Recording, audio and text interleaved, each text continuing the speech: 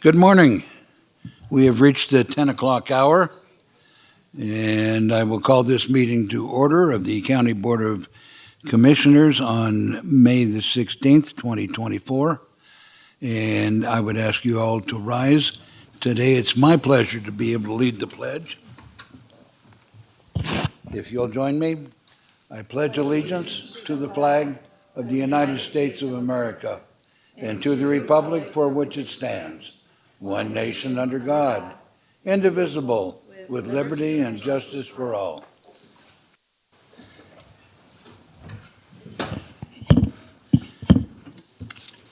Thank you. The next item of business is public comment. The Board of County Commissioners conducts the business of Douglas County and its citizens during its meetings. The board may impose reasonable, content-neutral restrictions on public comments, such as comments that are on topics not within the jurisdiction, authority, or control of the Board of County Commissioners, or if the comment is willfully disruptive of the meeting or being irrelevant, repetitious, slanderous, offensive, inflammatory, irrational, or amounts to a personal attack or interfering with the rights of other speakers. The presiding officer may order the removal of any person whose statement or other conduct disrupts the order and efficiency of the safe conduct of the meeting. Warnings against disruptive comments or behavior may or may not be given prior to removal. Hand clapping, making remarks or gestures from the audience that may interrupt, interfere, or prevent any speaker from commenting should not occur. And Mr. Ritchie has a further admonition since we are in election season. Thank you, Chairman. Doug Ritchie with the Douglas County District Attorney's Office. As many of you may have noticed, the county clerk has put notices up that this is a polling place. Therefore, pursuant to NRS 293.740, it is unlawful to conduct electioneering activities within the building or within 100 feet of this building. And I'll summarize what electioneering means. You shouldn't be using public comment to advocate for or against any person running for office, a political party, anything that would be normally associated with the campaign season. So although public comment is open to everyone, please be aware it's a gross misdemeanor to engage in electioneering activities within this building or within 100 feet of it. Thank you. Thank you, sir. Public comment is limited to 3 minutes per speaker unless additional time is granted by the board chairperson. The Board of Commissioners uses timing lights to ensure that everyone has an opportunity to speak. You will see a green light when you begin, then a yellow light which indicates that you should conclude your comments. Once the light turns red, please sit down. At this time, I will open the floor for public comment. Good morning, Douglas County. Jason Gibson, Citizens Coalition for Justice in and for Douglas County. We find ourselves having to constantly inform agency of their constitutional duties and obligations. It's been my experience and the experience of my household that we live in a lawless municipal county, and we will invoke Section 9 of the Nevada State Constitution, that of liberty of speech and the press, to remind each and every one of you who haven't read your Constitution in some time. Our Constitution allows every citizen to speak freely. Constitution trumps your codes and regulations. Codes and regulations are for a particular political class of persons. Those are for U.S. corporate subject citizens who sign up for them. Every citizen may freely speak, write, and publish his sentiments on all subjects, being responsible for the abuse of that right. Period. No law shall be passed to restrain or abridge the liberty of speech or of the press. Period. In all criminal prosecutions and civil actions or libels, the truth may be given in evidence to the jury, and if it shall appear to the jury that the matter charged as libeous is true and was published with good motives and for justifiable ends, the party shall be acquitted or exonerated. 6 weeks ago, this board produced a proclamation, and it was a young man who appeared here with his parents for the second year in a row. And they proclaimed it to be Nervous Disorder Month. What did they call that? Some kind of memory amnesia. It's escaping me. I think we pull it up declared for you. National Autism Month. Thank you. The autism. Okay, autism is a long list of social nervous disorders. Dr. Jose Arguelles went into great detail to show that the central nervous disorders of our institutions and our societies are the sum result of deviating from the organic order.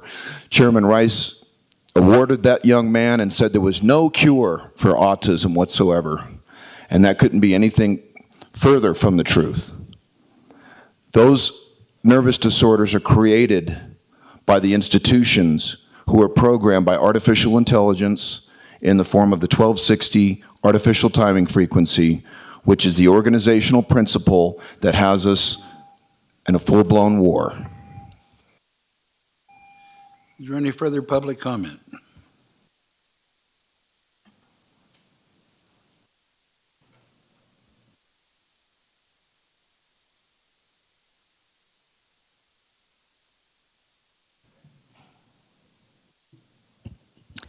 Good morning, Ellie Waller. I attended the Planning Commission. There was resounding information that Title 20 should be tightened up. I'm hoping this board will come forward with prioritizing things like impact fees, where we have loss of income. My opinion, that could support additional enforcement activities, as well as dedicated Tahoe staffing, updates to the North County specific plan, et cetera. Also, I would like to have a presentation by staff be brought forward on the progress of the Tahoe area plan, the update, and when there will be public participation before TRPA puts their final imprint on it. Since we're not the lead, I'd like to see some language change where we have a little bit more flexibility in approval. First readings. Used to be, when I first came to this county 5 years ago, we'd get a presentation from the development or the applicant. We just get a 2 sentences, okay, first reading, NRS says that's fine. I think that's inappropriate. It gives the community as well as you board members more time to understand. I'd like to see that changed. Once the election cycle is over, I strongly urge you as the board and the county manager to request change of assignments on committees. I'm not asking anybody to step down at this time. I'm asking you commissioners to start attending meetings that aren't yours. I'm going to start attending more committees, so I better understand how we're represented by you. I don't even know if anybody really understands Commissioner Rice's district. I'm in that district, Genoa's in that district. All I ever hear is about Tahoe, which I'm really happy because I complain we don't get enough from Tahoe. John Erb recently was on vacation. A Campo meeting was mentioned that he was not in attendance to vote. Why don't we have depth of people going where there's a vote? There's a South Shore Transportation meeting tomorrow, May 17th, commencing at 8:30 in the morning. I'm sure Commissioner Hales is attending. I appreciate that she has been there. There are topics. One of those topics, it's called a Transportation Business Improvement District bid. They call this an assessment. It's a tax. I can give you Placer County's bid information. I think we need to tread cautiously on approval. And then there's an update on a van pool program. Again, now I have that conundrum of LTDVA, TDVA. What is a van pool versus the Lake Link? Thank you.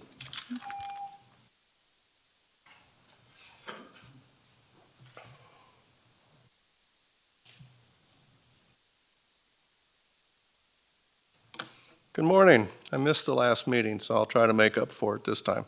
Jim Jackson.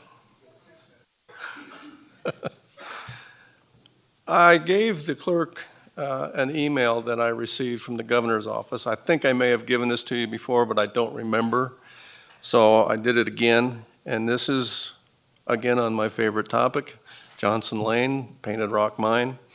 This was a conversation I had with the governor's office about the status of Johnson Lane. They decided to research it through NDOT. NDOT got back to them, they got back to me. Johnson Lane is not a state road. It is a county road maintained by Douglas County. And they attached maps that they said showed that. In the conversation I had on the phone, they said, being that it is a county road, we can do whatever we want with it. We maintain it. The state has no jurisdiction over it anymore. They turned it over to the county. So I handed this in so you could take a look at it and see. One of the things that Ellie mentioned was when things are presented, you have a first presentation, then a second. In the first one, they seem to get up here and just read a few words, and that's the first one, and then a couple weeks later or a month later, whenever that happens, they do a full-blown presentation, then you vote on it. I think you should reverse those two.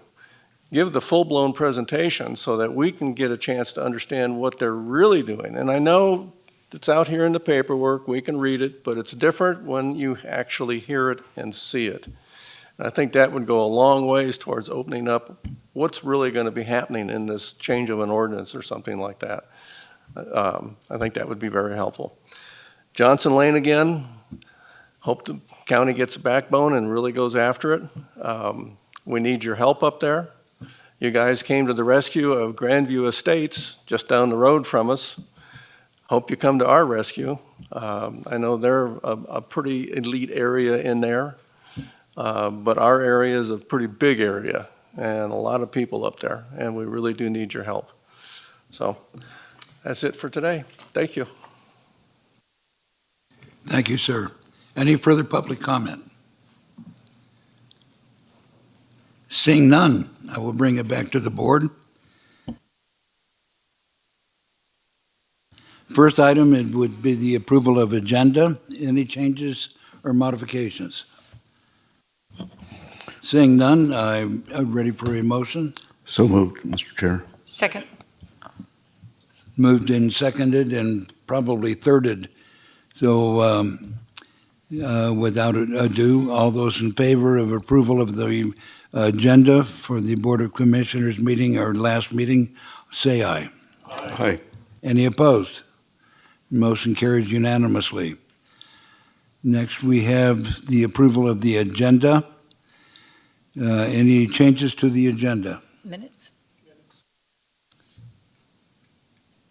Am I stepping on myself again? Okay. In approval of the minutes, any changes to the minutes?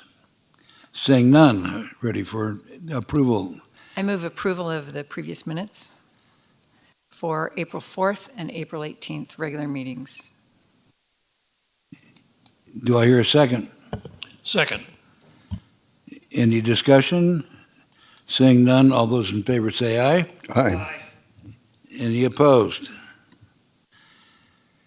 All right, we'll move on to the consent calendar. We have items A through N.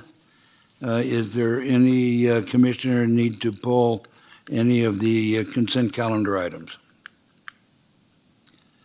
Nobody's jumping on that. I hear a motion.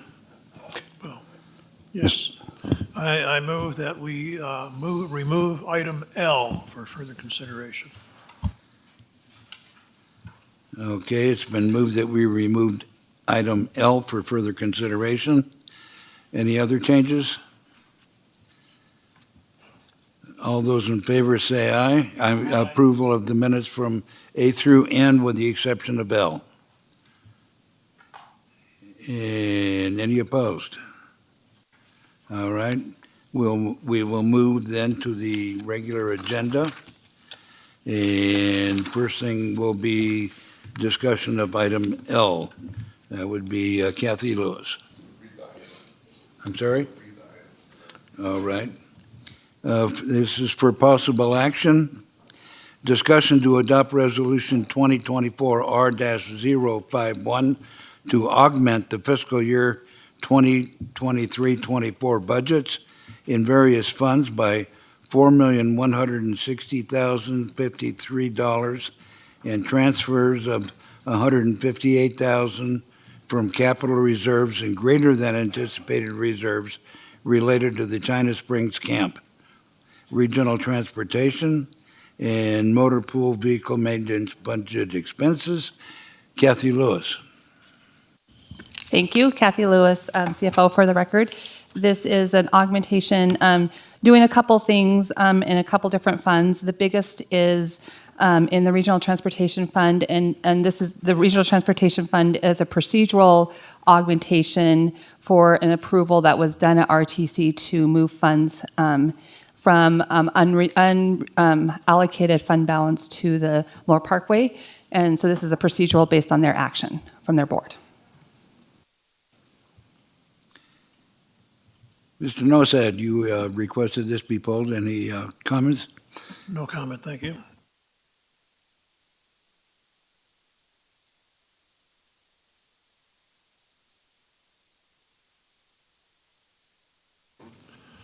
Mr. Chairman, I recommend that we accept the adoption of Resolution 2024 R-051 to augment the fiscal year 2023 to 24 budgets in various funds, etc. Mr. Chair, that motion is out of order. We need to go to public comment in advance of that. So, sorry, Mr. Nosad. All right, if there's no further comments from the board, we will go to public comment on item L for possible action.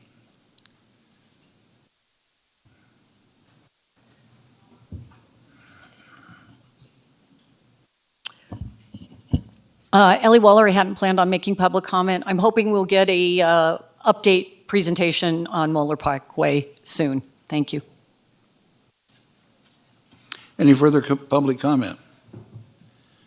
Seeing none, I'll bring it back to the board. All those in favor of approving? I'm just going to make a comment. There Yes, was some public comment in our supplement. We've read that, and we at least feel that, or staff feels that we're proceeding in the right manner, and everything's been considered.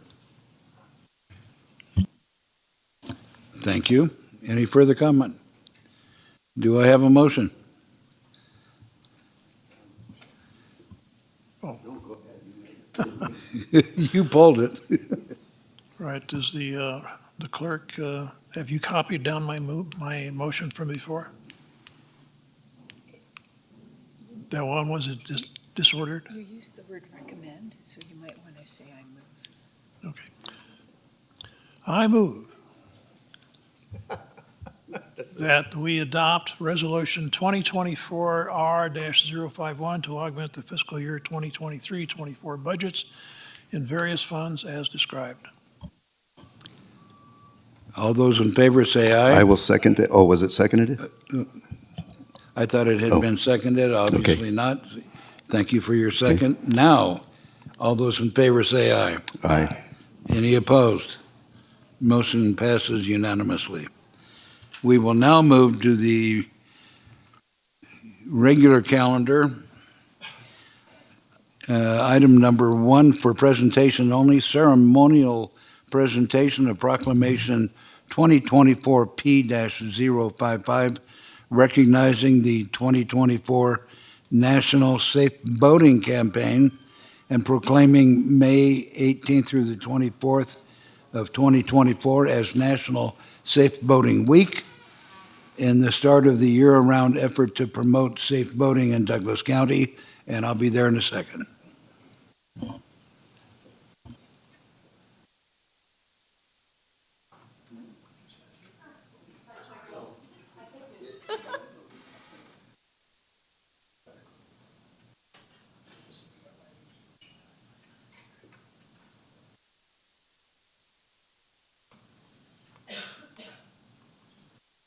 I see the Coast Guard is in the building. If you would join us up here, please. It was my pleasure to work the Douglas County patrol boat for about 15 years. And we got to spend a great deal of time working alongside the Coast Guard. And by the way, they've got a very nice hot tub up there. That's supposed to be a secret. Okay, proclamation, Douglas County Board of Commissioners. Proclamation 2024 P-055, recognizing May the 18th through 24 as National Safe Boater Week. Whereas, here we go again, folks, with all the whereases. In an effort to raise awareness of the vital importance of practicing boat safety precautions during the summer boating season, the week of May 18 through 24, 2024, will be recognized as National Safe Boating Week and is deserving of special acknowledgement from the people of the state of Nevada.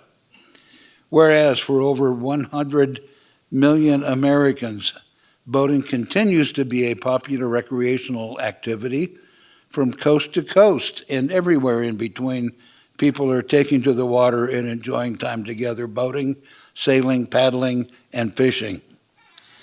Whereas during the National Safe Boating Week, the U.S. Coast Guard, U.S. Coast Guard Auxiliary, and the National Safe Boating Council, along with federal, state, and local safe boating partners, encourage all boaters to explore and enjoy America's beautiful waters responsibly.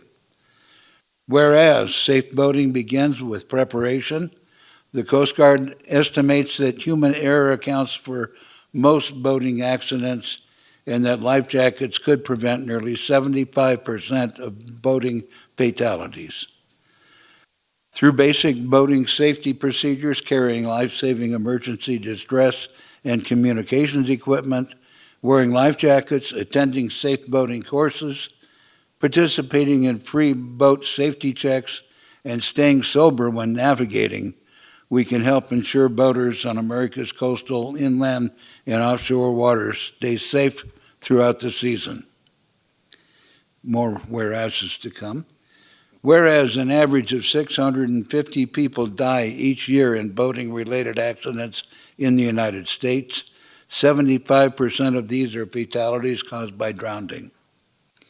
Whereas the vast majority of these accidents are caused by human error or poor judgment and not by the boat, equipment, or environmental factors, and whereas a significant number of boaters who lose their lives by drowning each year would be alive today had they worn their life jackets.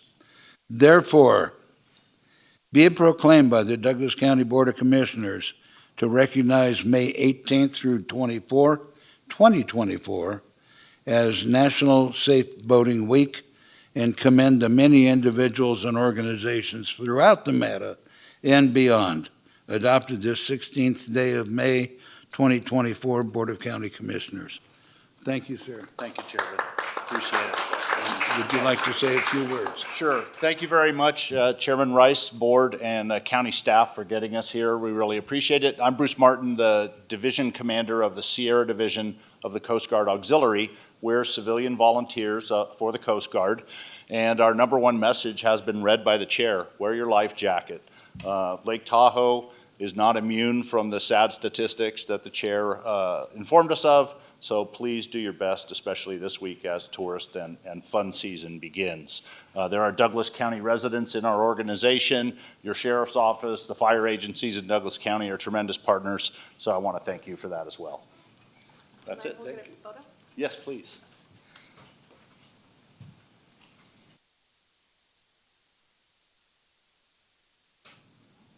Great. Thank you. Thank you very much. Thank you very much, sir. Appreciate it.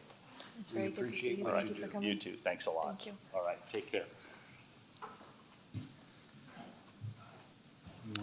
Our next agenda item, number 2, for presentation only, ceremonial presentation of Proclamation 2024 P-056, proclaiming May 2024 as National Small Business Month in Douglas County.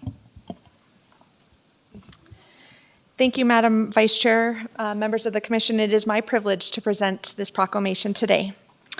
Douglas County Board of County Commissioners Proclamation 2024-056, declaring the month of May as Small Business Month in Douglas County.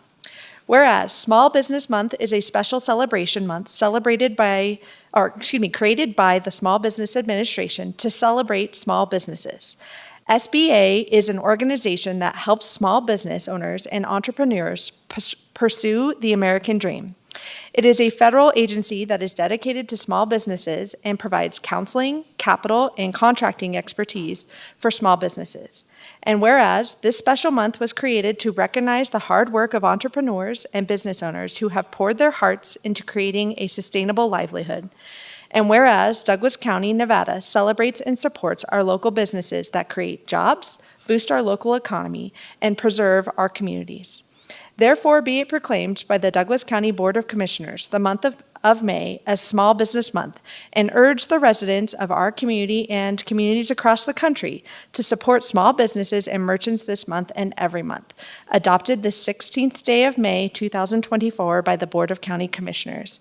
And joining me today at the podium, I think, is Nikki Rudelbach, our Economic Vitality Manager, and it is also her honor to be presenting this proclamation. She has a few short words.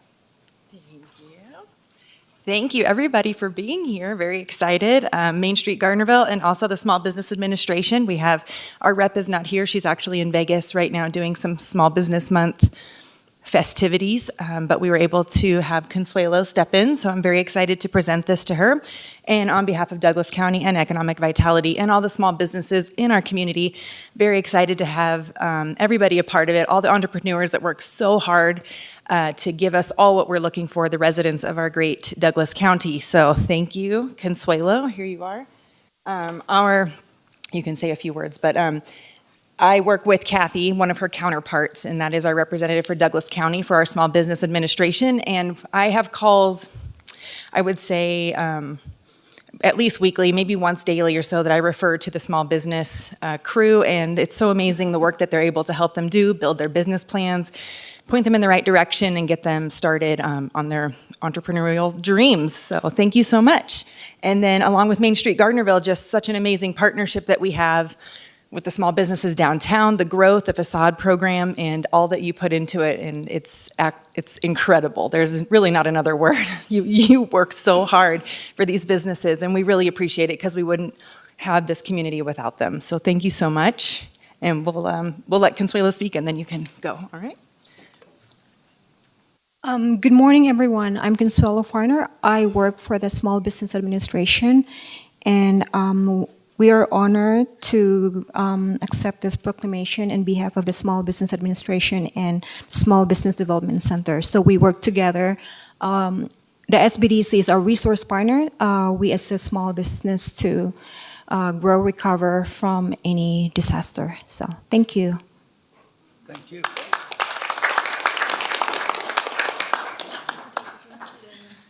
Hi, everyone. I'm Jen Nalder with Main Street Gardnerville, and on behalf of our little small businesses, I'd like to thank you for recognizing them today. I recently learned a fun fact that small businesses are considered any sort of enterprise that has under 500 employees, but if you're under 20 employees, you're actually considered a micro enterprise. And so on behalf of our micro enterprises that are your local merchants downtown, I would like to thank you for your recognition. Recently, we have heard that they have been impacted by upwards of 33% of revenue recently, and that's really unsettling considering that it's not just an indication of the current trend of the economy, but they unfortunately are double impacted by the local construction happening downtown. So I encourage you, just visit your small businesses and keep their doors open. Buy a gift card, go in and say hi, and show them that they're very supported. We do happen to have a small event tonight if you guys want to go and do that. It's called the Wine Walk, and it's not just wine, but it is some sipping and shopping. So if you would like to come meet your local merchants, please come downtown, Gardnerville, 4:30 to 7:30.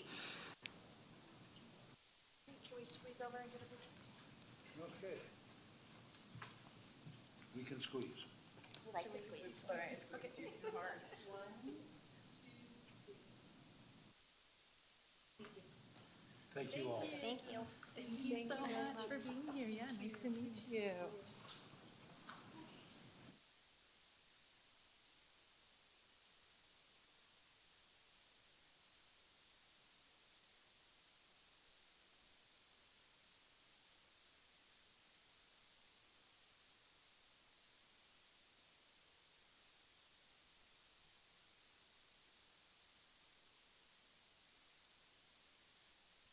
Moving on to item number 3.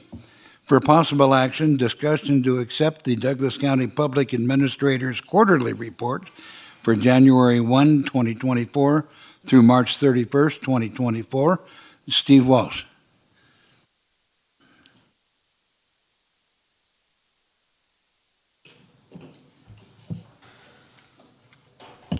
Am I on? Oh, there I am. Good morning, Commissioners. Thank you for carving out some time in your busy schedule today so that I could share some time with you. For this reporting period, I changed the format of the report that we had been using for an unknown number of years. The old method that I reported was in about a 3-column, 3-line process. And probably the math was hard to see, or at least maybe somewhat hard to understand, just because the columns were so general. I received a couple questions from some staff of how that math worked out, and so I added a few columns, hopefully to help you guys understand exactly what the office does, what the office has in front of it, what the office has behind it as well. And I included, not only in the report, but I included a small little explanation of the columns that I added in order to help you. So I hope that cleared up some of the unsimple math that was on the old format. And I look forward to using this new format going forward, and it should make a lot more sense. And appreciate your time for letting me come in and share that with you. Hopefully it helped. Thank you for that. Any questions from the board? Yes. Hi, thank you. I appreciated the explanations that you gave, and I think I followed them and appreciate the information. For me, an important piece to understand is how many inventories have been filed in each of these categories. So on any of the pending cases, all the inventories need to be filed within 120 days of their assignment, 60 days of the assignment of the case or the appointment. And I don't have any, with maybe the exception of one that is out there that doesn't have a current inventory filed that's more than 60 days old. There's been some extenuating circumstances, of course, that led to that delay, but we've pretty much got that wrangled up, I think. Okay, so just kind of going specifically down these pending cases. Well, let's skip that one and come back to it. New cases, inventories have been filed in all 8 of those? In the new cases, not necessarily all of them. I mean, there's some of those new cases could have been opened as recently as last week. In fact, I was in court on Tuesday opening up a new case. Oh, well, excuse me. For this reporting period, I would say they are, because this reporting period goes back through March. So inventories have been filed in all 8 of those cases? I believe so, yes. Okay. And then cases opened and closed during the quarter, I think I'm reading that right. Have inventories been filed? Were inventories filed in all 6 of those? No. And in most of those cases, there's not an inventory required. A lot of those cases are handled with small estate affidavits, or the process is generally my office investigates, helps the the client beneficiary, whoever would be named in, in that case. And I just facilitate the process that maybe they finish the case for me. There's no appointment in any of those cases that actually goes through the court process. The only time that I would file an inventory would be if the case actually goes through the full court process and is appointed, or I am appointed as administrator of the estate. Okay, so those ones that were opened and closed, none of them went through the court process? Correct. Okay. Closed cases with full probate, all 4 of those had inventories? Yes. Okay. And current pending cases, how is that number 14 different than the pending cases previous report of 16? Well, I started the period with 16, and that's why I included that comment, or that line. If you see, the new cases that came to the office essentially were 8. That would give me a total of, by my math, 24. Cases closed during the period that were closed during the quarter were 6, and cases that were closed in full probate were 4. That's 10 cases closed over that time period. So I'm simplifying the math, Right. Commissioner, but I'm following you. Yeah, thank you. 10, that fact is 24 minus 10 being 14. Okay. All right. Thank you. And that was probably the biggest obstacle in my previous reports to this board. I only had 3 columns, and how I reported especially those cases open and closed during a quarter. It looked very swayed slanted or swayed in open and closed cases, but the math never added up to the pending. So that's why we went back and added this for clarity. Thank you. Any further questions from the board? Commissioner? Yes, sir. Mr. Walsh, I certainly appreciate this report. How long generally does it take to complete a case from start to finish? Is there any average there? Well, there's many extenuating circumstances. If you just look up just some of the notice periods that are required by the courts, initially, right now we have quite a backlog in courts. In fact, what you see is, like here in this case, I've got cases under investigation 11. Most of those cases I've presented to the court, and they're not going to even be heard until next quarter. So there's a little bit of process just getting in front of the judge to be appointed. So that's, like, right now it's about 6 or 7 weeks just because of the court calendar. There's a 90-day credit notice posting. So there's some time in there that's a little flexible. Normally after that, during that time frame, we can do a lot of the work on the case, and in some more simple cases, we can be done by the time those notice periods are completed. So I do have cases that finish all the time within sometimes something as simple as a 5 or 6 month period. But I've got at least one of these or 2 of these pending cases that I've been working on since 2019, which is those are the extreme where we have some incredible outside factors that have had us at bay for closing a case. I'm happy to say one of those 2019 cases are closing on June 11th, and it'll be a big celebration in my office. We're cutting cake and everything. I don't mean to be facetious, but it's been a very difficult case, and 5 years of a lot of hard work by a lot of folks. I'm just glad to see that. I guess my real question would be, how of the 16 pending cases, how many of those would be a year or older, I guess? I think You have the answer is going to be 4 or 5. I'd have to go back and review my actual desktop on my computer, but I think it's 4 or 5. So what would be your goal in regards to trying to close cases?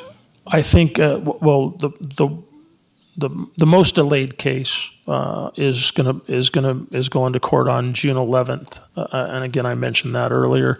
The others are either at schedule and will be heard in the third quarter.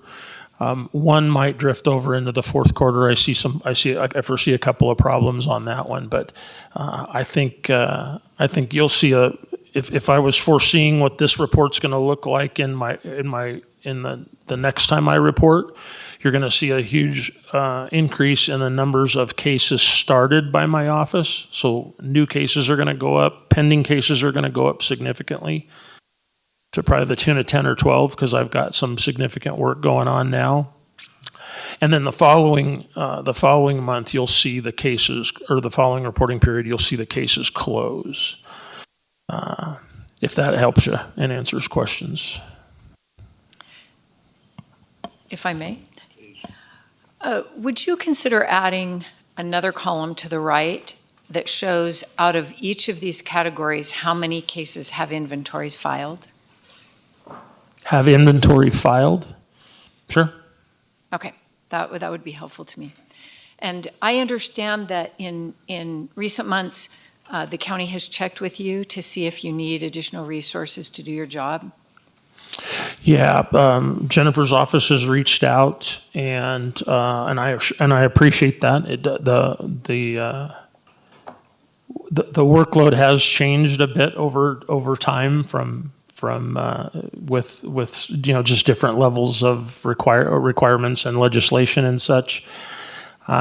It's hard to put as I've expressed with Jennifer, and I think I even talked with Kathy Lewis one day quite extensively about it. It's hard to put a fair analysis on, if the department needed more staff.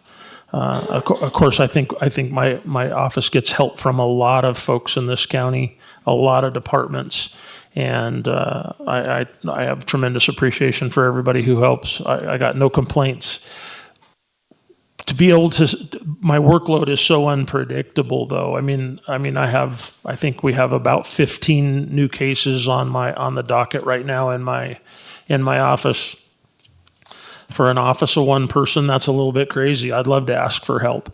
I've also had quarters where I've only had 2. So I think it's very difficult for me to reach out and ask for a staff member or something like that when I know how challenging budgets are. So I've refrained from that with Jennifer and anybody else who's talked about it.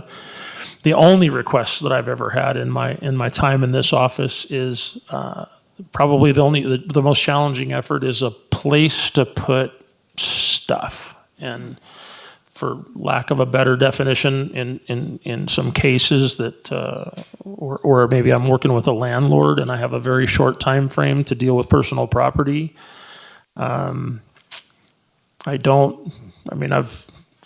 My office has looked like a thrift store a few times in its life because I pack it full of things. I'm also a businessman myself. I have a real job outside of my role here, and I happen to own a warehouse that I'm very lucky that I have that space and when needed, I've been able to use my resource so that there's no cost to the estates for storage. That's been beneficial. But I've always got a car parked in somebody's parking lot, or I've always got a toaster or a couch or something of that nature. I'm not making a joke about it, but seems like I have some stuff somewhere. That would be the biggest help. As far as staff, I don't think my job justifies that at this point. It's too unpredictable. I appreciate that. Thank you for your desire to be cost conscious with the county. I would say, though, I would say that there's a lot of merit in keeping estate property separate. And if you need space, the county should, or arrangements should be made so that there's no possibility of commingling. That's just a concern I have, so you may want to discuss that with your legal counsel or whoever. Absolutely, I agree. I keep most, anything of a valuable nature or something. I have several safes in my office. I keep pretty good tabs on those kind of things, and I want no commingling at all. I mean, that's, my regular job very closely resembles what I do for the county. It's very important to me that I don't commingle anything. I mean, I will admit, I do use a lot of the resources from my business to help me in my job at the county, and and I look at that as not commingling, but I look at it as a benefit to the county. And that's just, no different than if you hired a contractor and he shows up with the proper tools to install your plumbing or your ceiling fan at home. If he shows up with the proper tools, it makes him a better contractor. I hope I fill that need by the tools and resources that I came to this job with. Thank you. Any further comments by the board? Seeing none, this is an action item. I will open it to public comment. I want to thank the board. Jason Gibson, House of Gibson, I want to thank you for your line of questioning and for bringing this audit forward. This is a very important matter. We'd like to share our personal experience with this public administrator, employee of yours. In the 9th Judicial District Court of the State of Nevada, we have case number 2022PB 00004, which is now being audited by the Supreme Court in the matter of the estate of Sandra K. Gibson and the House of Gibson, a debt-free estate, which was intentionally left intestate without a will in order to prevent the house from falling into the hands of crooks like Stephen Walsh right here, who... Sir, you're done. You are done. You are done. Leave, or I will have you put out. Just call a break. Just call a break. We will be in recess for 10 minutes. Thank you.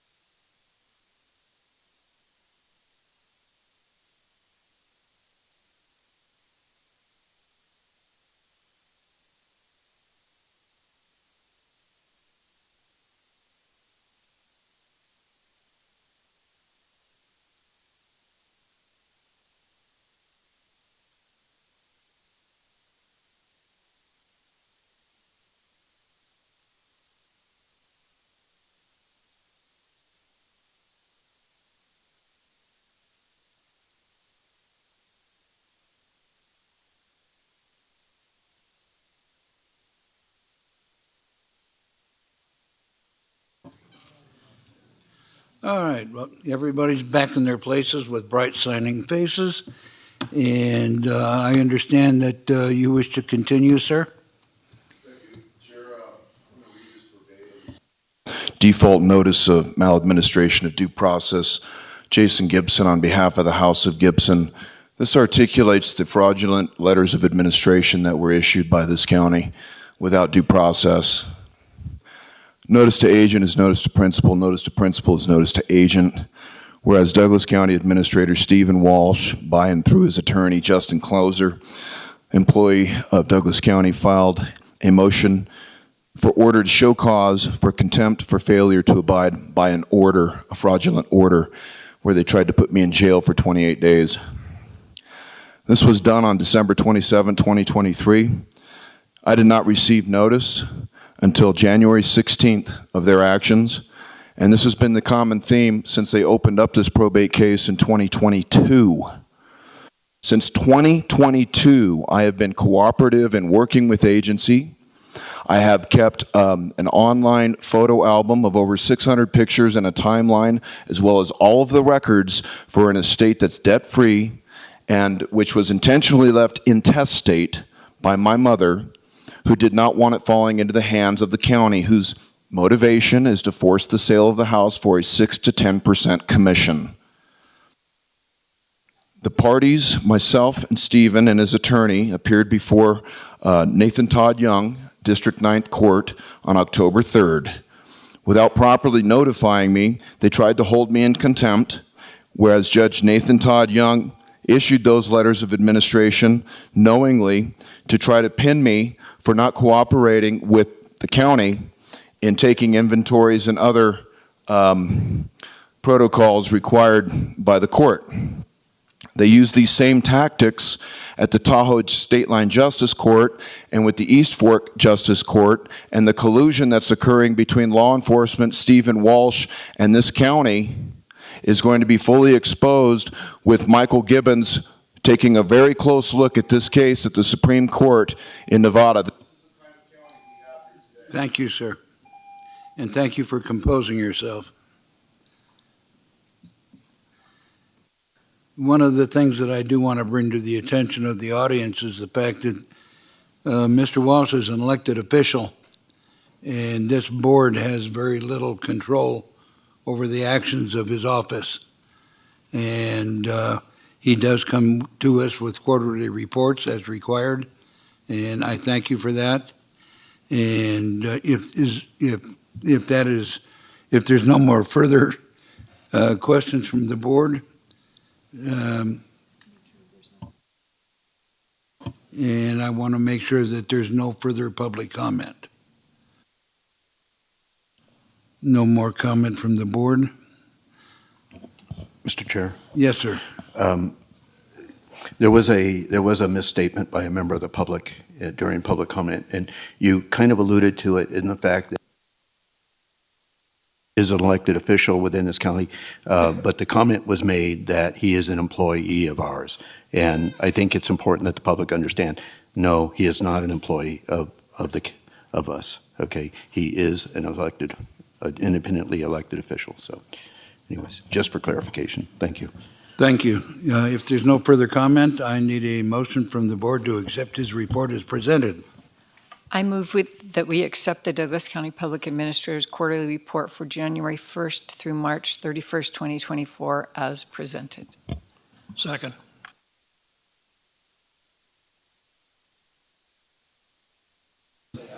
Aye. Motion carries unanimously. Thank you, sir. Thank you.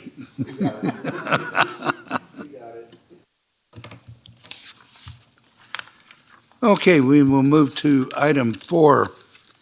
And then we already took a short break, so everybody should be in pretty good shape here. So item number 4 for possible action. Discussion to fill a vacancy on the Minden Town Advisory Board due to the passing of a member in accordance with County Code 18.02.040 and NRS 245.170.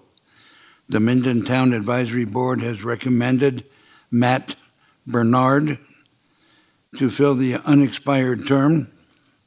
The appointee will serve the remaining unexpired term of May 2024 through December 31st, 2024. Rachel Hammer. Thank you, Commissioners, for having us, and good morning. Rachel Hamer, for the record. I am the Administrative Services Manager for the Town of Minden, and today I have Mr. Matt Bernard with me. Unfortunately, we are here before you today because we did have a passing of board member Susan Jackson on our board in February. At the March meeting, the board did discuss it again, and then in April, we decided to move forward with getting some applications in. This was publicly noticed in the newspaper, social media, for applicants to come forward to fill this unexpired term through the end of this year. We received 4 qualified applications that were presented to the board at the May 1st meeting. The board had the option then to interview these candidates, ask any questions that they may have. And at that time, they voted to recommend to you, Mr. Bernard, as the applicant to fill this vacancy. Mr. Bernard comes to us with 10 years of Minden Town Board experience, so he knows how things go. And the board feels very confident that he could basically jump right in. So we're here to answer any questions that you may have or and anything you need. Okay, thank you so much. And questions from the board, and we'll start at the other end. Thank you, Mr. Chair. Anyways, Mr. Bernard, thank you for stepping into this role. I know that you previously served on the board, and so I agree with the feelings of the board that you can immediately step into that position without any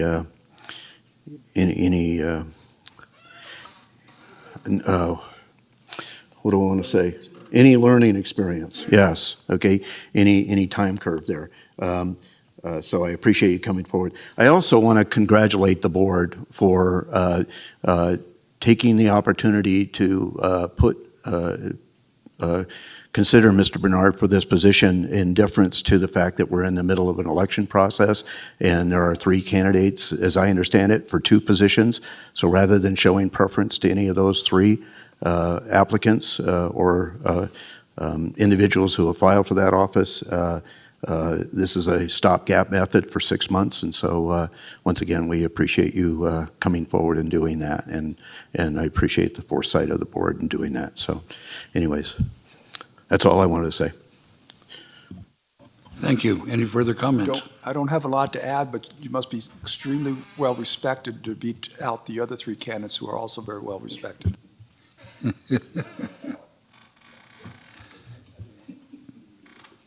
Commissioner Hales. If it's okay, I'll wait till after public comment. Okay.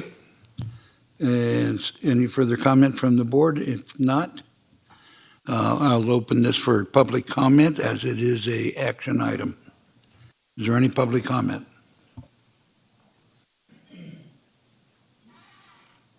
Seeing none, I will bring it back to the board. All right, thank you.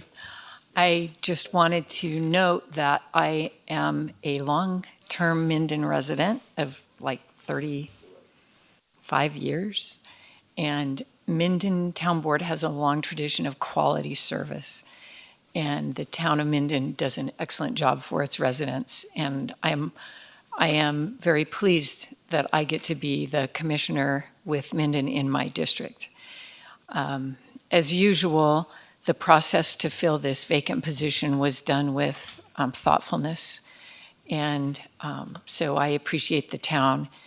I also really very much appreciate you, Mr. Bernard, for being willing to step up and do this. And it was clear from reading the minutes and the statements made in public comment that your service is very meaningful for a lot of reasons. One being that the previous holder of this position, that her family is very pleased about this, and And I'm happy that this is working out that way. And that all turns on your willingness to do this for the rest of the year. And so really appreciate that. So with that, I would move that we appoint Matt Bernard to the Minden Town Advisory Board for the remaining unexpired term of May 2024 through December 31, 2024, based on the recommendation of the Minden Town Advisory Board. Thank you. Is there a second? I'll second that motion, Mr. Chair. Any further comment from the board? Seeing none, all those in favor, say aye. Aye. Aye. Any opposed? Motion carries unanimously, and thank you, sir. Thank you.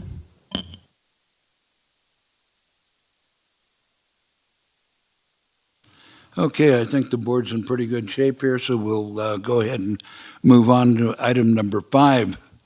This is for possible action. Discussion to approve a petition DP 22-0118 by Minden Tahoe Airport for Douglas County to abandon a portion of the Bliss Road right-of-way and utilities easement approximately 3.25 acres in size, which runs through properties owned by Douglas County for the Minden Tahoe Airport. APN 1320-05-002-012, 1320-05-002-021, and 1320-05-002-002, and direct the county engineer to complete a record of survey documenting the new parcel configurations as presented on the staff report. Mr. Hutchins. That's right, Jeremy Hutchings, County Engineer. Thank you, Mr. Chairman. This is where things get exciting because the engineers are taking over. This is agenda item number 5 on page 376 of your packet. Sorry I didn't have a good quote for you today. I was behind last night. So where's the project located? We're just north of Minden Airport. Here's this star that kind of shows where we're talking. Starbucks, for reference, is over here, the Starbucks plant. The only really neighbor is Prologis doing the UPS building. They're to our west. So the who's and the what's, right? Douglas County Airport's the applicant. Heather McDonnell, for the record, that's how you pronounce McDonald in Nevada, apparently.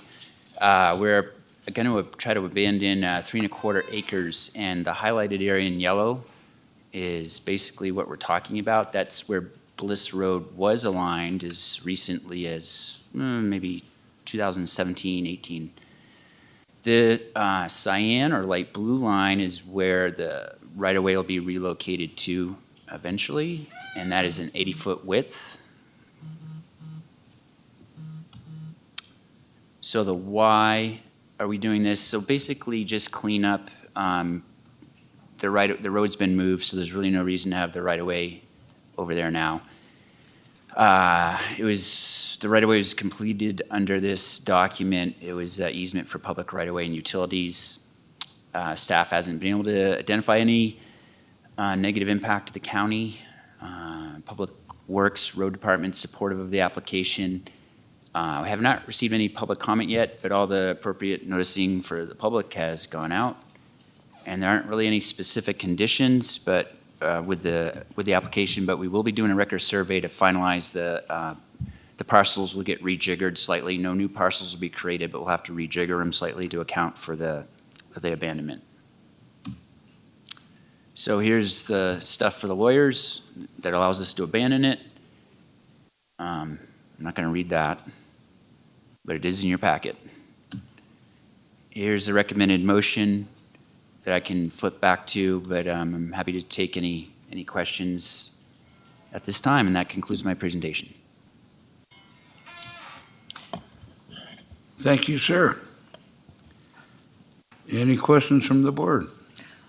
I'll just ask this one just so it's super clear. So really what the county is doing is abandoning a right-of-way to itself. Yes, So we're giving up one thing that we owned and essentially merging it with the other thing that we own. right. So arguably, if I may, Commissioner Hales, the doctrine of merger may apply. Doctrine of merger being that, hey, if you own both properties, you're really just Peter to Paul, one pocket to the other. However, on the advice of legal counsel, which I think, I'm trying to follow direction from lawyers, it creates a record for the future that this is what happened and this is how it happened and when it happened. So that's why we're here. And similar to the next two items out, we're doing something very similar. But we own the property, and originally we were dedicating easements to just another agency of the county, which is the county. We're just clarifying it for the record. I appreciate that, and I did just want to bring this out very specifically so that everyone would know we're not giving away something. Correct. Commissioner Gardner. Thank you, Chairman. I have to admit, I'm really impressed that you could actually find these little glitches that exist within the county. I mean, I didn't realize you had that kind of time on your hands, to find these little nuances that need to be cleaned up. So I really congratulate you on finding this and getting this cleaned up. So I don't know how many other little things we have. But I agree with Commissioner Hales, it's important that our public understand that we're not really giving up anything, we're just moving things around a little bit and getting things back into alignment as they should be. So anyways, thank you. Thank you. Any further comments from the board? Seeing none, this is an action item, so I will open it for public comment. Any public comment on this item?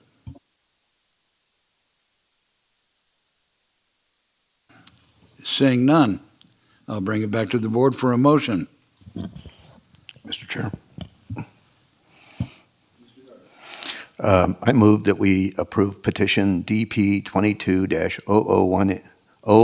I'm sorry, I'm going to start over for the record. Approve petition DP 22-0118 and abandon that portion of Bliss Road right-of-way and utilities easement, approximately 3.25 acres in size, which runs through properties owned by Douglas County for the Minden Tahoe Airport, and direct county engineer to complete a record of survey documenting the new parcel configurations as presented in the staff report. Do we have a second? Second. It's been moved and seconded. Any further discussion by the board? Seeing none, all those in favor say aye. Aye. Any opposed? Motion carries unanimously, and thank you, sir, for what you are doing. You bet. All right, if the board's okay with it, we'll just press on through. Apparently, you're okay with it. All right, we'll move to item number 6. For possible action, discussion on the adoption of ordinance 2024-1638, amending Douglas County Code, Chapter 12.04, Chapter 20.830, and Chapter 2840, all relative to permitting requirements for utility installations. This is the second reading. Jeremy Hutchings again, yet still. I'll be out of your hair soon, Mr. Chairman, I promise. Item number 6 is page 422 on your packet. Ordinance 2024-1638, yes, second reading. So, I'm not gonna lie, this one's a little dry, even for engineering. So there's two provisions in the code that kind of can be real confusing for some of our utility providers. And basically what that is if you're coming in, say you're looking at this really sweet house on 1515 Hoosman, and if this was the right of way right here where I'm kind of drawing your attention with the laser pointer, And then this blue line is, just for example, is a public utility easement. And say the red line was just a small amount of utility work, say fiber optic is pretty popular these days, some type of low voltage utility wants to go in and do what they call a drop or a service to the house. It's a fairly minor amount of work, but if you're located outside the right-of-way, but within the public utility easement, you don't really get the chance to apply for an encroachment permit, which is a fairly simple process with the county. So you're kind of stuck with doing a site improvement permit, which arguably could be a little bit more onerous. And if we want to try to facilitate this to a better degree for people that do want things like high-speed internet more, quickly, more streamlined, this code provision allows for that. That's the best I can really describe it. It's basically a crack in the code, as I would think of it, that we're trying to make more allowances for the utilities just to go out and do really minor work, especially low voltage being phone, cable, and fiber. So why is it needed? Well, in general, in my opinion, the government should be trying to provide utility service to their residents and make it as streamlined as possible. It also clarifies the perceived differences between some sections of Title 12 and some sections of Title 20 that kind of get confusing. And then it also allows a few more exemptions for really minor work for these utility companies, just so they can go about and get things done that need to be done that are so minor they really shouldn't be bothered with paperwork in that level. Public comment. So we did receive 2 comments from the public. The second one down here is DTS Fiber. As far as I know, they're one of the only high-speed internet providers. I think that's what they say in their marketing brochures. I'm not going to read that part because it's just kind of like, yeah, we really love this code revision. Let's focus on Charter Communications. I've spoken with their government, I think it was their government affairs officer, Lisa, something really Italian. I apologize to my mother-in-law, but I couldn't pronounce it, so I'm not going to try here. Hopefully you can appreciate that. But basically, they had requested this quote here to be added to the ordinance, and I'm going to just read this. They wanted me to read this for the record. So, to clarify existing intent and provide potential conflicts with state law, Spectrum recommends that the county add a new item under 20.830.030.A, exempting work by a holder of a certificate of franchise authority under NRS 711.400 at something lawyerly. The language would read, I quote, 8 work performed by a holder of a certificate of franchise authority pursuant to NRS 711.400 at SEQ, Doug? I don't know. That's something, again, Latin. So that basically says is, hey, we have franchise agreements with certain utilities that allow them to have an agreement to do certain work in our county under certain conditions. And they're asking that that be referenced in the ordinance. After talking with legal, they didn't think it was necessary, so we're not recommending we add it. That was the only other public comment. Here's the recommendation. And then, yeah, again, I'm happy to try to answer questions.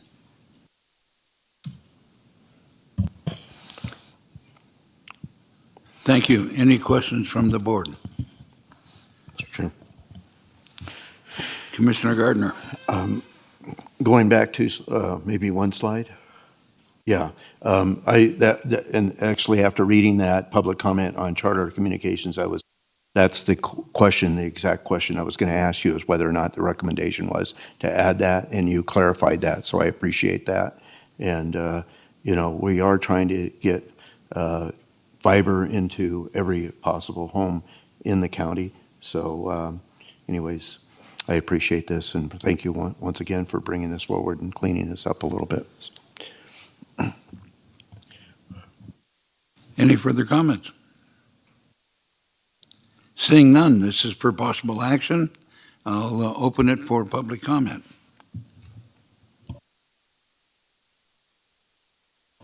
Seeing none, we'll move right along. Do I have a motion from the board?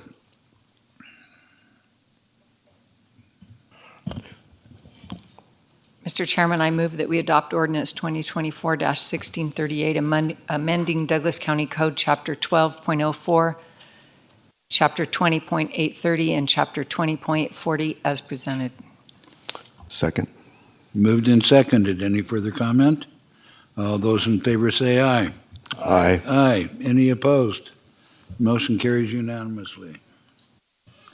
Thank you, sir. Yeah, no, he's got hooks. He's here for a while. All right, we'll move on to item number 7. For possible action, discussion on a request by Epic Wireless on behalf of Verizon to abandon approximately 7.70, take 2, to abandon approximately 761 square feet of the Waterloo Lane right-of-way and incorporate it into Douglas County's parcel located at 1325 Waterloo Lane in Gardnerville, Nevada, APN 1220-04-201-016, on which Verizon operates a telecommunications facility, DP 24-0027. Again, Mr. Hutchings. Yep, thank you, Mr. Chair. This is my last item, agenda item 7, page 429 of your packet. Waterloo Lane abandonment petition. Another exciting abandonment project brought to you by your county engineer. Where is this? This is down by Lampy Park. Here's the star.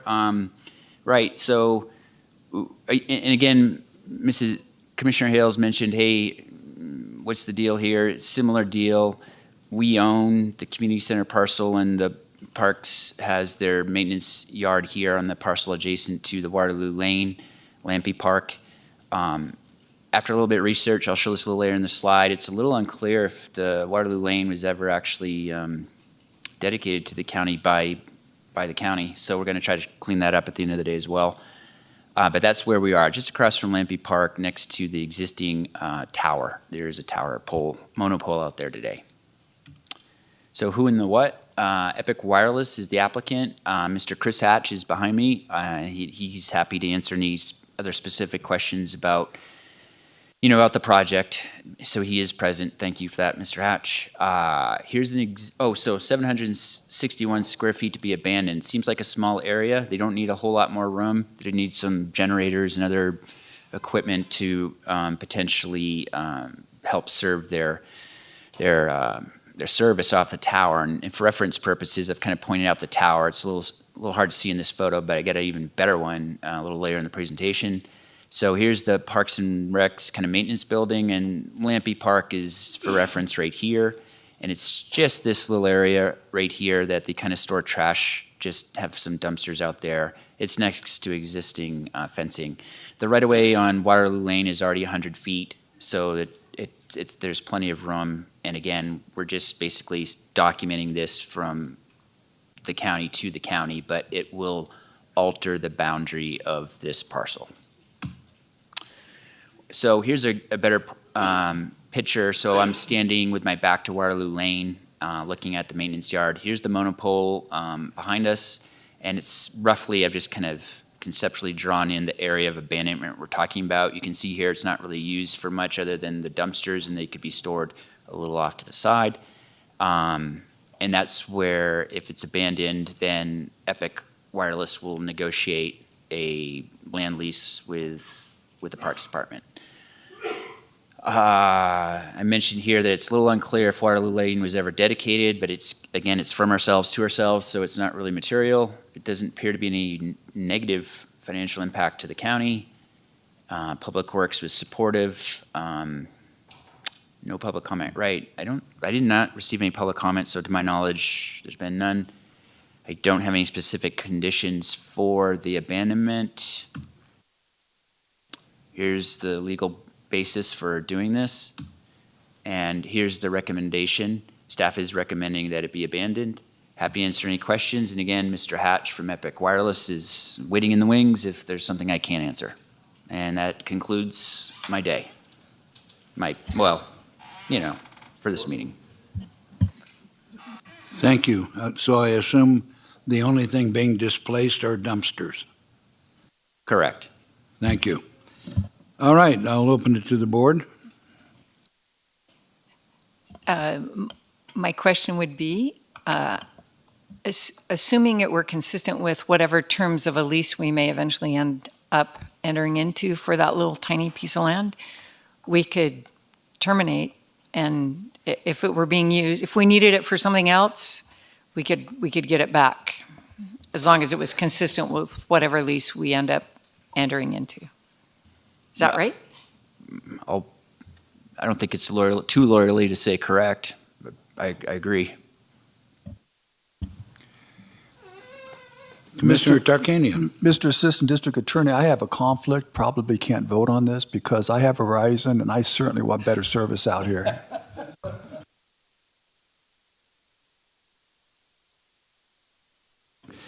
And any further disclosures or comments from the board? All right, seeing none, this is for possible action. I will open it up for public comment.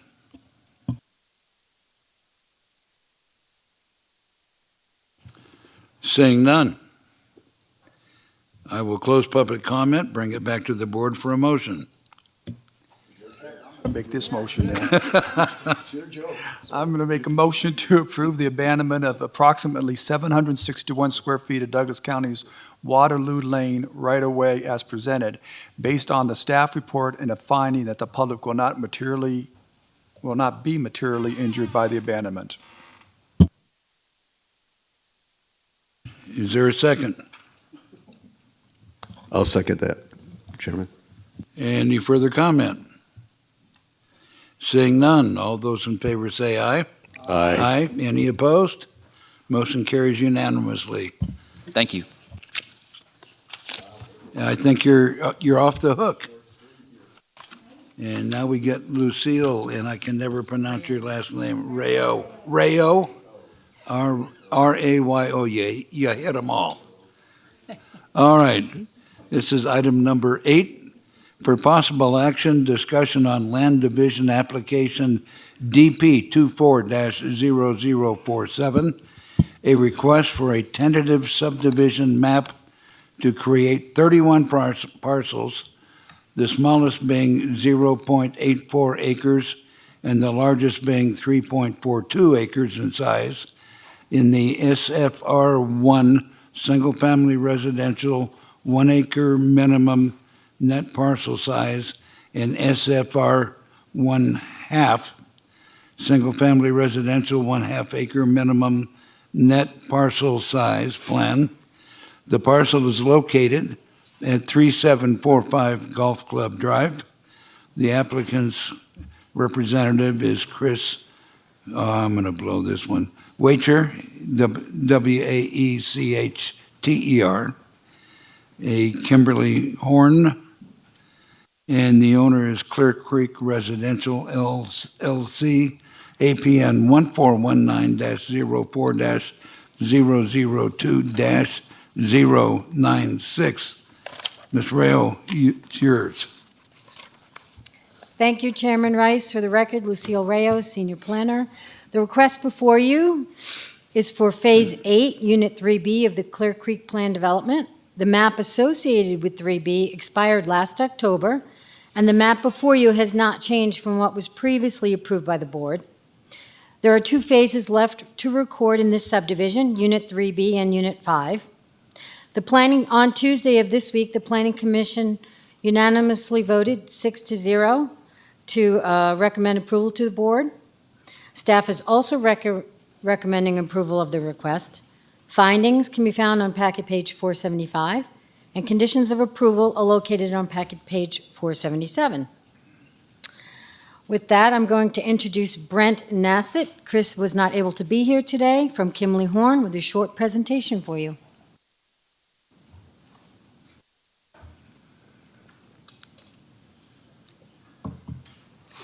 Okay, Brent Nassett for the record with Kimley Horn on behalf of the client. It's good to be back in front of you. We've been in front of you before for this project. As you know, Clear Creek has been a project that's been under construction and development for some time. As staff noted, there was an original plan development document that was approved quite some time ago. In there had dates for when the various phases had to be recorded, a final subdivision map. This specific one, Unit 3B, was designed, it was basically reviewed by the county, and a permit was issued. Just due to market factors and other things, a map wasn't recorded to meet that requirement, and there wasn't an extension that was placed. So we are asking for a renewal of the tentative map today, just for Unit 3B. A subdivision map will be then submitted, and then it will be recorded, and that will ultimately create the various lots that we would have for this last phase. So the Unit 3B is the one up there on the screen in red. There is only two phases, as staff noted, Unit 3B and then Unit 5. Unit 5 is a kind of a unique project. We were up for a different action 2 years ago on that, but really the action today is only talking about Unit 3B. So some background on Clear Creek. It's about 1,600 acres. It's single-family residential. There is a golf course out there. There is amenities out there. There's a clubhouse. There's some associated maintenance buildings, but this is really a single-family residential project. It maintains and is consistent with this Unit 3B as a single-family residential project. It's ultimately approved for 384 lots. And if you can go to the next slide, I'll just give you an update about where things are at. So 7 of the 9 phases have been recorded. The final maps have been recorded. There's about 305 lots that have been sold. So largely this project has already been, most of the lots have been sold to individuals. 80 homes under construction or have been constructed and are occupied. Another 56 under construction, 59 lots are under design. So just some percentages, about 80% of the lots out at Clear Creek have been sold, and about 51% are either occupied, under construction, or in design. You can go to the next one. So the Unit 3B tentative map is just a small section here. 31 lots. We have prepared improvement plans for the infrastructure. Out at Clear Creek Tahoe, there's a bit of a shared infrastructure. The water infrastructure is Douglas County water infrastructure that will be turned over to the county. It's a mixture of gravity sewer and force main that is out there, so some of that will be turned over to the county. The HOA that is out there, the association maintains the roads, and those roads will be turned over for maintenance to the HOA upon the completion of this. So all the plans have been designed, they've been reviewed by the county, a permit has been issued, a site improvement permit, and it's about 80% complete. There's just a little bit of some paving work, as you know, up there. It does take some time for it to thaw out and get the grading and everything else for that season ready to go. So we do anticipate for this construction to be complete this summer. And then, as I mentioned, there will be a final subdivision map that will reflect the lot lines as shown here. And that will be the last kind of phase that really is a single family project. Next slide. So a couple important notes. This is consistent with the previous tentative map for overall Clear Creek that was approved. This is the same number of lots. It's the same type of lots. The total number of lots for the development does not change. None of the offsite agreements, the interlocal agreements with sewer, with Carson City, traffic, none of that stuff is going to change. This is consistent with the uses, the density that was prepared previously. So that's an important note. And we do have on the bottom there the current approvals. This is largely related to the final map. As you know, final maps go to the state. They go to the Douglas County for water rights. They go through the engineering department, through community development. They also go to East Fork Fire for review. And all those reviews have been done, and there is approvals on file for that. And next slide, I think that's it. And that's all I have today. I'm happy to answer any questions. Thank you. Thank you, sir. Any questions from the board? Mr. Nosad. So I'm looking at the master parcel plan overall land plan PDF. And in this area that you are seeking your relief on, there is a dashed red line going through the center of the, you should call it the northern part of the development. What does that indicate? For the record, Lucille Rayo, Commissioner, can you tell us what packet page is that, 485? Packet page?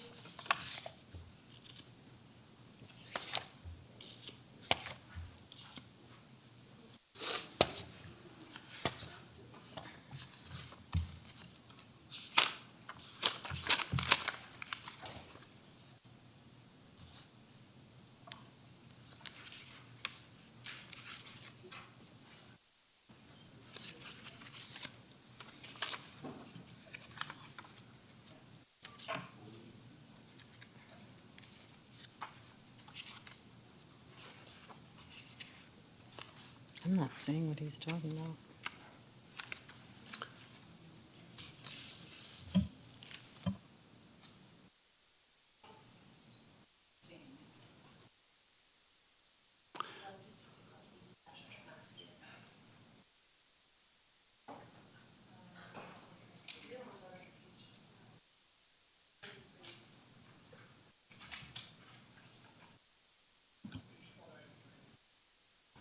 Page 493, excuse me.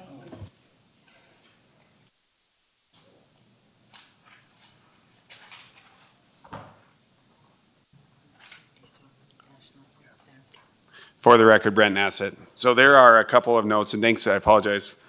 I appreciate noting where this is at. So there's a red dash line, there's a red solid line, and then a red dash line beside it. Is that what you were asking about? Okay. So there are several fault lines that are out there at Clear Creek, Tahoe. There's been some fault studies that have been done. There's been some geotechnical investigation to locate where those fault lines are approximately at.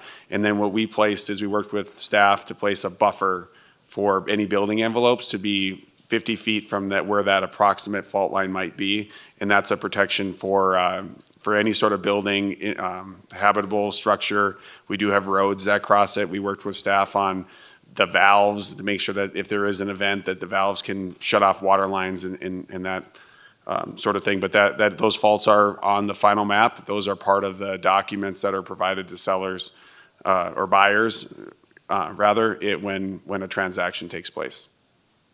Okay, so so this is actually an earthquake fault line. That is correct. That is or simply a slide movement. Yeah, for the record, Brent, yes, that is the fault studies are very complicated. It's a very, there's a pretty in-depth investigation that was done to identify where these faults are located. And it's a potential fault. Like there's a process that goes through. There's a licensed geotechnical engineer that leads that effort. And then there's a fault study that's been completed and can be provided to any homeowner that wants to see it, especially the ones that are along that fault line. All right, is there a history of movement on this fault line that you are aware of? For the record, no, I'm not aware of any movement on this fault line. Okay, thank you. Any further questions from the board? Commissioner Gardner. Thank you, Mr. Chair.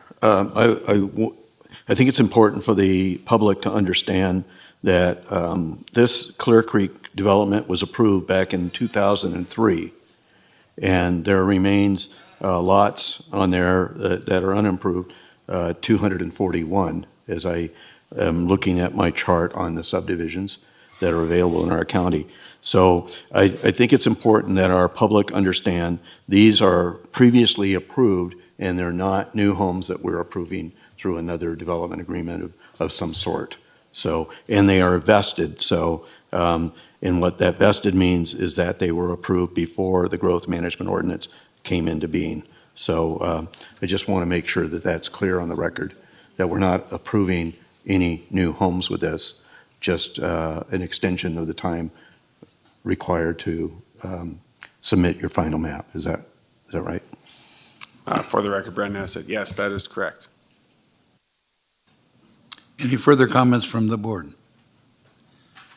Seeing none, this is a for action items. We will open item number 8 for public comment.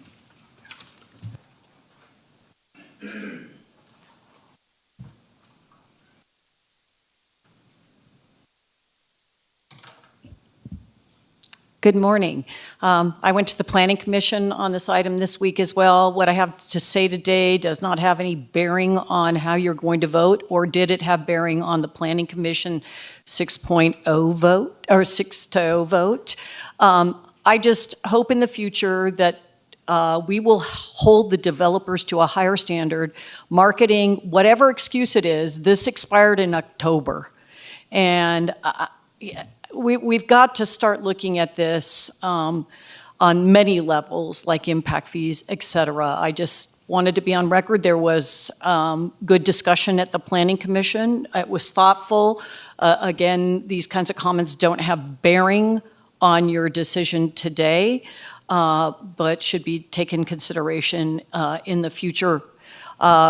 Well, at the very least, we need to have monetary value to staff having to re-review and come here. Thank you.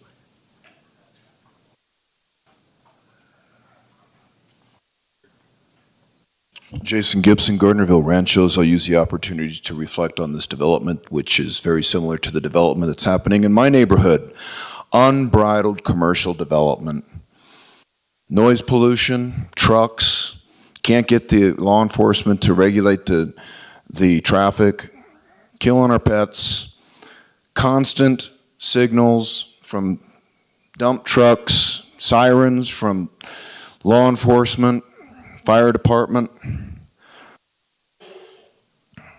It's constant.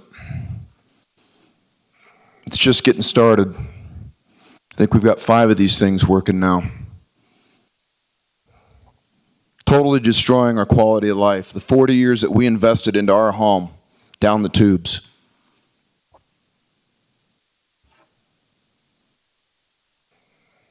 These people are getting filthy rich off of us. We're tired of it. Now they're trying to run us out because we're speaking up like we are. Where are you at, Douglas County? Where are you people at? There's nobody here but us. Maybe a skeleton crew of 5 to 10 people watching this. They say there's nothing we can do about it. Our hands are tied. There's everything they can do about it. And the DA knows that we have remedy, that we can correct our political status and use due process and the UCC to put the brakes on this kind of commercial development. But they won't go to bat for us. They won't consult with us. They represent the county's interests, the county coffers. They won't teach the people the Constitution or the way that we can peacefully go on about in helping with this growth and development. It's out of control. It's too late. There's nothing we can do at this point unless the DA begins to take a progressive approach towards teaching the people how to use due process notices and affidavits and the mercantile processes at InPowerMovement.com, localized and focalized within our county, to try to help this kind of situation so that we can maintain our quality of life. I wouldn't be here if I didn't appreciate living here. I love this land here.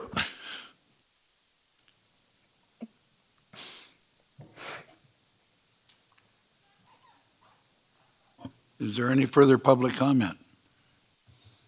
Seeing none, I will bring it back to the board for a motion. Mr. Chair. Commissioner Gardner. Quite honestly, I failed to find where the previous public comment had anything to do with this. That's just a personal observation. But this is a private development. I doubt if that member of the public has ever been up there to see where this is. It's not in an urban area of our county. It's not in a high-density area of our county. And it's a private development that was once again approved back in 2003. And all they're doing is asking for an extension of time, which we did in the Ranchos on that project as well. The thing that I want to ask really has to do with recently, about a month and a half ago, this board had the Wildland Urban Interface building standards come before us, which we approved to put into Title 20. And so because these, even though this is a vested project, it's still subject to our current building codes. Would that be correct? So this would be subject to the Wildland Urban Interface building, even though I know that these are extremely expensive properties. okay? I can't even afford to get in. They won't even allow me into the project, okay? But anyways, and I know that they take, these homes are very well built and to the highest quality of standards, just sheer dollars-wise. But I just want to make sure that our public understands this is now subject to the WUI codes. Is that correct, Ms. Rayo? For the record, Lucille Rayo, yes, they would have to, anything built today would have to meet today's building codes and standards, yes. And may I add one other thing, Chairman, for the record? Just for the public's knowledge, when this map came in again, they had to pay fees again. They didn't get, we did not have to review this on the first time that they paid for a fee. They had to pay all over again. And our current fee schedule, not our previous fee schedule when it was approved in 2003, right? Okay, thank you. Mr. Tarkanian. I'm going to make a motion to approve the tentative subdivision map DP 24-0047, subject to the conditions set forth in the staff report, based upon the applicant's ability to make the findings required. I'm making this motion just because I know you're keeping Gardner out of that neighborhood. It must be really nice.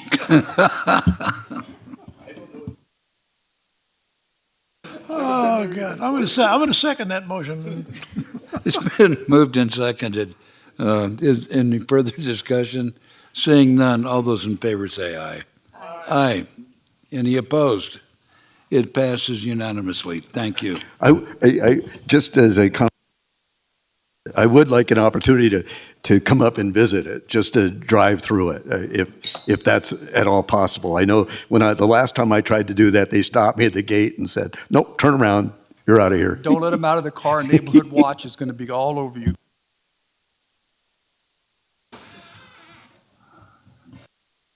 And I said, yeah, I'll pass that on. I think it is you're always welcome up there, and I can make that request to them. Yeah, I think all of us would like that.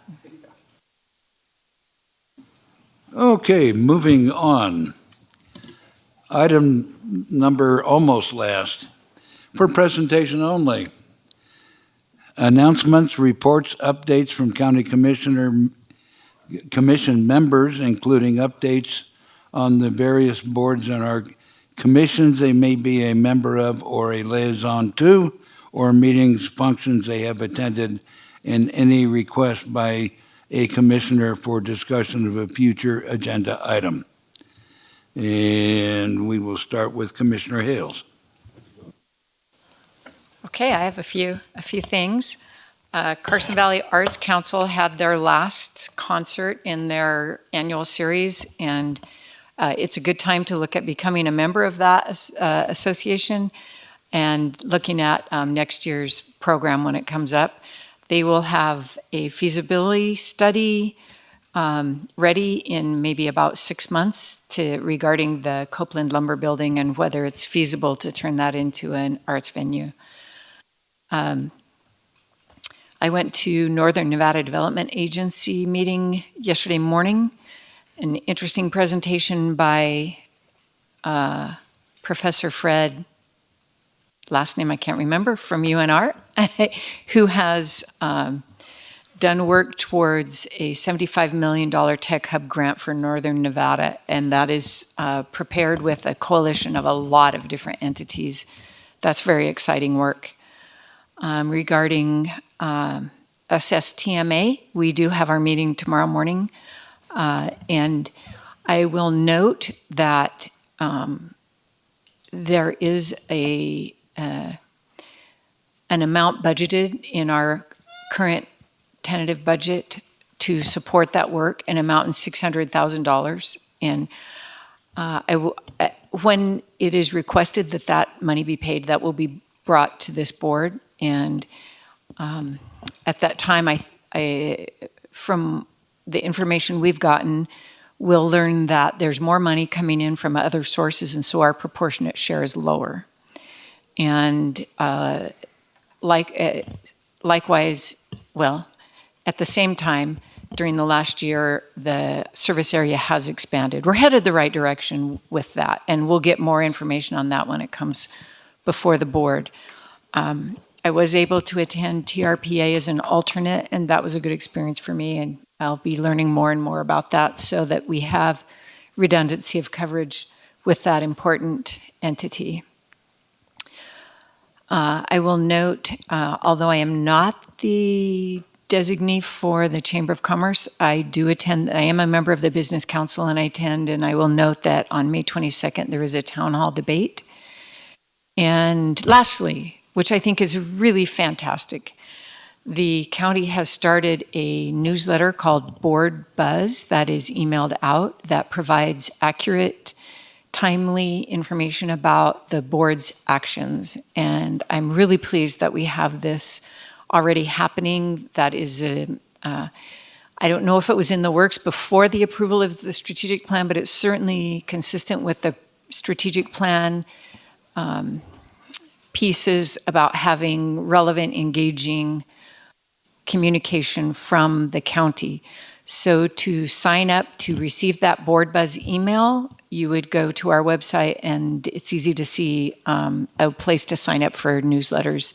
I'm very pleased that this communication is happening that will accurately, in an engaging and timely way, convey what this board has been doing. And I'm pleased with our county staff's efforts on that. Thank you. Thank you, Commissioner. Commissioner Nosad. Commissioner Tarkanian. I am just pleased to announce or to say thank you that we have a newsletter that accurately and timely reflects what happens by this board under my authorship. You can go to tarkfordouglas.com and you can sign up for it. Commissioner Gardner. Thank you. So as Commissioner Hales pointed out, I am the designee for the Chamber of Commerce, so I attend that meeting. We have a Visitors Authority meeting tomorrow morning, and then attended the Parks and Rec Commission meeting on Tuesday night. So that was something that was interesting to attend that evening. I wanted to announce we have the Vietnam moving wall coming to town next, I believe it is Friday.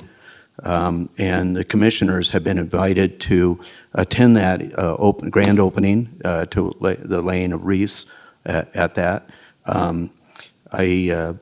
Unfortunately, I will not be in attendance because on Thursday evening or Thursday afternoon, I'll be traveling out to Eureka for the NACO, the Nevada Association of Counties meeting that will take place on Friday morning. In difference to the moving wall. On Thursday evening, I'm pleased that NACO is going to recognize retiring State Senator Pete Gokachia that evening at dinner. And so I would be not fulfilling my duties to NACO for staying in town. So that's why I won't be in attendance of that. The Vietnam moving wall will be here, I believe, Friday, Saturday, Sunday, and Monday, I believe, for the audience or the public to attend. Unfortunately, I have to admit that I graduated from high school with two people that are on that moving wall. And so I will be going out and honoring them during that 4-day period, but I just won't be able to attend on Friday morning. But I thank the other 4 commissioners for attending that and doing that. So I just want to make sure the public is aware that that's actually taking place. So it is for those of you who don't know, it is a replica of the Vietnam Wall that's on the mall in Washington, D.C., and it moves around the country. Very, very moving tribute to those members of the United States who lost their lives in combat in Vietnam. So it's a very moving experience, and I encourage the public to attend that. So, and that's all I have, Mr. Chair. Thank you. I don't know if this is in order, but stop me if I'm out of order. I have been asked by the East Side to find out how many of our commissioners will be able to attend. And I've been asked to get back to them to let them know. Could I see a show of hands, those that will be attending? There will be 4 of us. Thank you so much. All right, my turn. I will be, along with the other three, I will be attending the moving wall presentation with the laying of the wreath, so we will be participating in that. Last Wednesday, I had the privilege of escorting one sitting, I'm not sure what they're called in Washoe County, but I believe they're commissioners, and two who are striving to become, to the senior luncheon at our center on Waterloo Lane. They were, all three of them were totally blown away. They couldn't believe that Scott has been,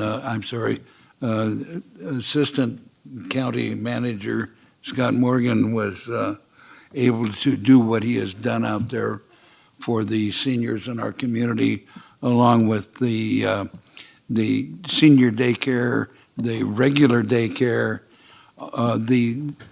Every seat in the house was taken for those that were partaking the lunch, and they were just blown away that Douglas County is able to do this on such a large scale. And it was a pleasure to be able to show off the hard work that has gone on out there.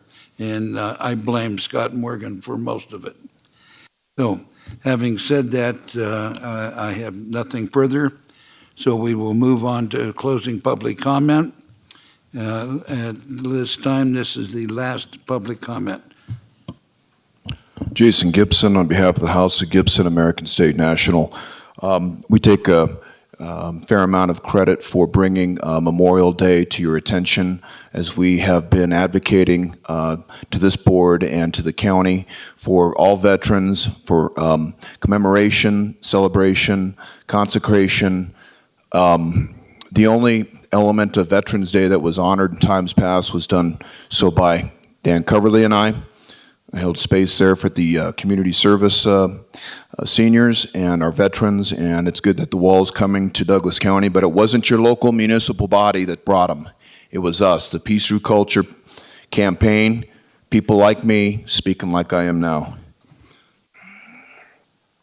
Fourth Amendment of the United States Constitution protects the right to be secure in your persons, places, houses, and effects.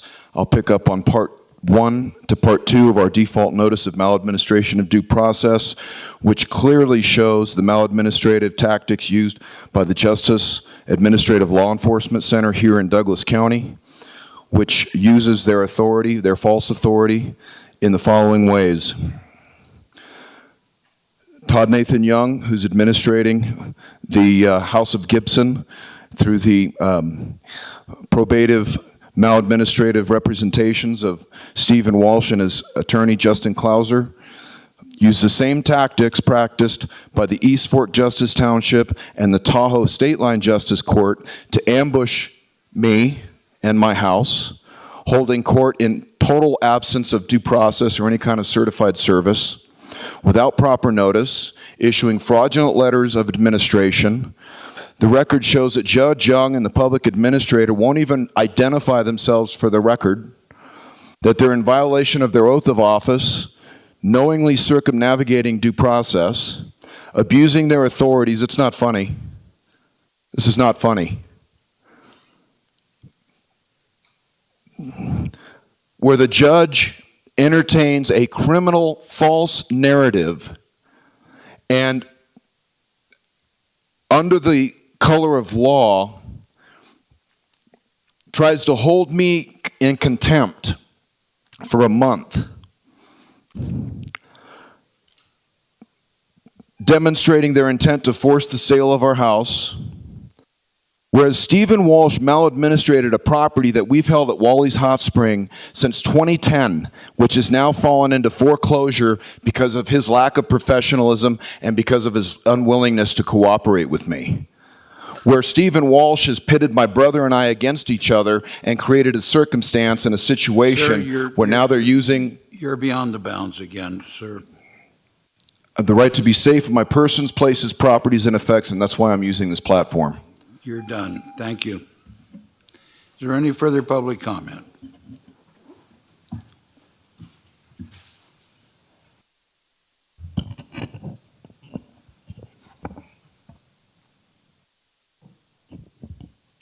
Well, not quite afternoon. Ellie Waller, thank you for consideration in closing public comment.